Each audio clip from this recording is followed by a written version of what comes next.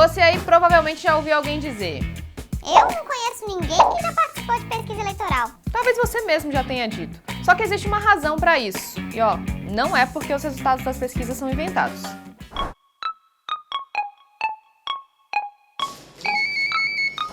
Oiê, eu sou Carol Prado, jornalista do G1. E olha, hoje eu tô aqui para te explicar de uma vez por todas como são feitas as pesquisas eleitorais. Aquelas que saem antes de todas as eleições. Você deve ter reparado, esse assunto foi muito discutido depois do primeiro turno das eleições de 2022 aqui no Brasil. Isso porque alguns dos resultados nas urnas foram diferentes do que as pesquisas apontavam. Eu vou falar disso aqui já já e te mostrar como são os bastidores dessas pesquisas. Saber exatamente como elas funcionam te ajuda a ler os resultados com mais clareza e evita que você saia falando besteira ou espalhando mentira por aí. É por isso que eu trabalho aqui, né, amigo? Pra te deixar mais inteligente, te ajudar a fazer bonito aí em qualquer discussão. Então já segue a gente aqui no canal do G1 e se gostar desse vídeo, não esquece de compartilhar com um amigo. Esse assunto é importante e o G1 explica.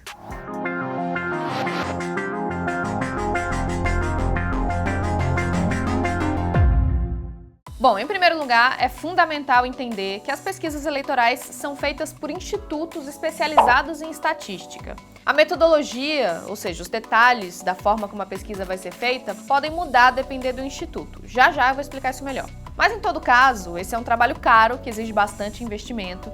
Por isso que normalmente as pesquisas são contratadas por empresas, veículos de comunicação, partidos políticos e outras organizações. Esse contratante paga para ter acesso aos dados. Ele não pode ter qualquer tipo de influência sobre os resultados. Toda pesquisa eleitoral precisa ser registrada no Tribunal Superior Eleitoral, o TSE, pelo menos 5 dias antes de ser divulgada. Ah, então o TSE pode ver antes e alterar os resultados? Não, o TSE também não tem qualquer controle prévio sobre os resultados. O que ele quer saber, principalmente, é quem contratou a pesquisa, qual o valor que foi pago, qual a origem desses recursos e qual foi a metodologia usada.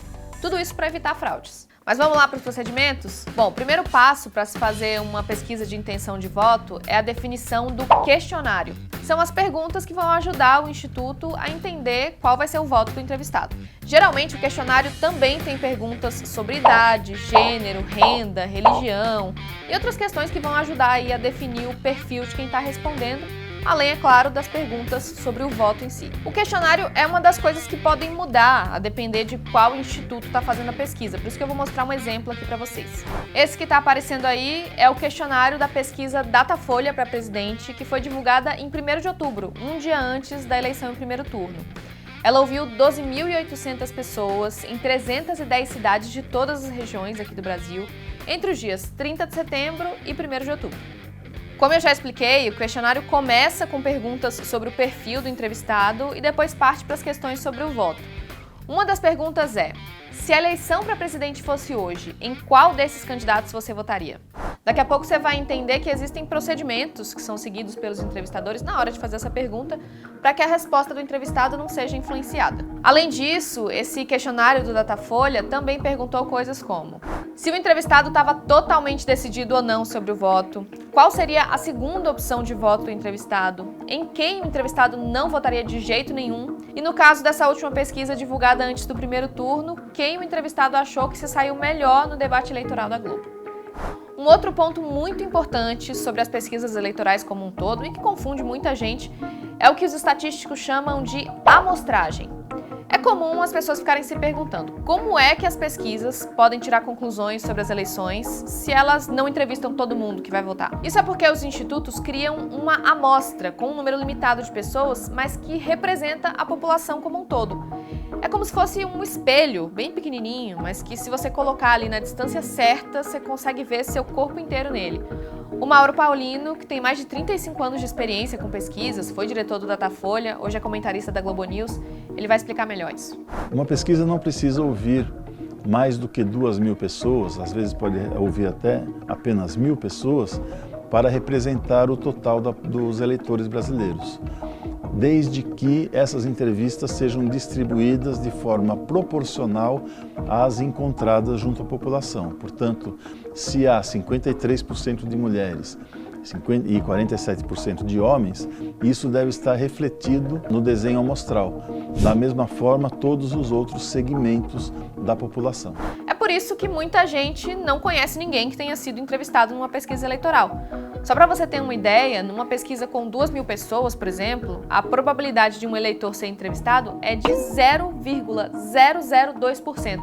É tipo ganhar na loteria. Além da informação sobre gênero, também são levados em conta para fazer a amostra aqueles dados sobre idade, renda, religião, tipo de cidade, região do país e vários outros. Sempre seguindo essa mesma lógica de ter na amostra a mesma proporção de pessoas com uma determinada característica que tem na população brasileira. O método para chegar nessas proporções pode variar a depender do instituto, mas normalmente são usados dados oficiais divulgados pelo próprio TSE e também pelo IBGE. Esse é um dos motivos pelos quais é tão importante ter um censo atualizado.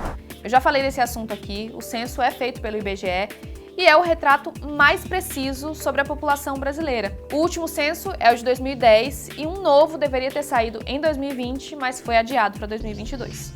Dentro da amostra, geralmente os entrevistados de uma pesquisa eleitoral são escolhidos por sorteio.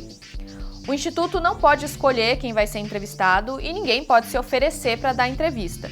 Essa escolha tem que ser totalmente aleatória. É muito importante que todos os eleitores tenham a mesma chance de serem entrevistados.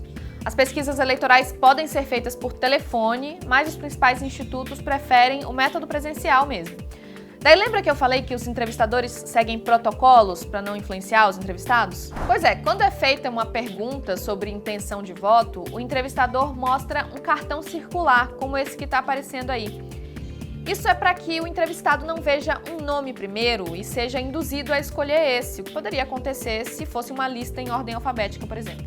Mas isso é só quando a pergunta dá opções de candidatos para o entrevistado escolher. Também existe a chamada pesquisa espontânea, em que o entrevistador pergunta em quem a pessoa vai votar e aí ela responde sem olhar opções. Mas e a famosa margem de erro, hein?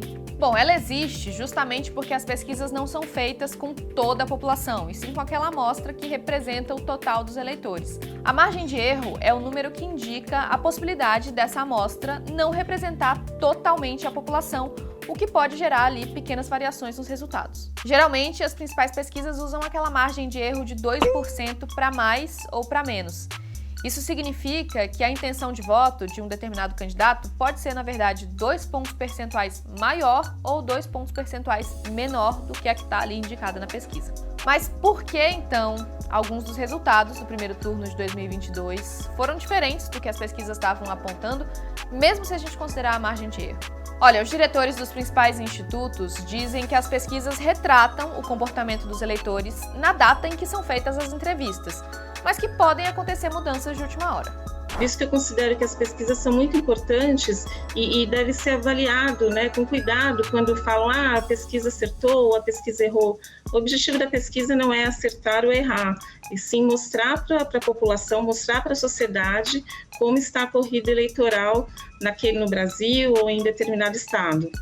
A pesquisa é importante no processo eleitoral porque ela traz informação para o eleitor pode votar bem informado com relação à situação e tomar uma decisão em cima dessa informação que ele tem, né? Seja com voto estratégico ou não, que a gente sempre diz, a pesquisa é um diagnóstico daquele momento, a gente está medindo uma intenção de voto, a gente não está medindo o comportamento eleitoral e o eleitor pode ali, na sua decisão de voto final, tomar uma decisão mais assertiva, o final ali com base nas suas informações.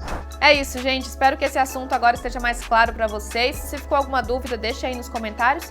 E se gostou desse vídeo, ajude também um amigo a ficar bem informado. Compartilhe esse vídeo com ele. Se você ainda não segue a gente aqui no canal do G1, clica para se inscrever e ativa o sininho para receber as notificações. Beijo e até a próxima.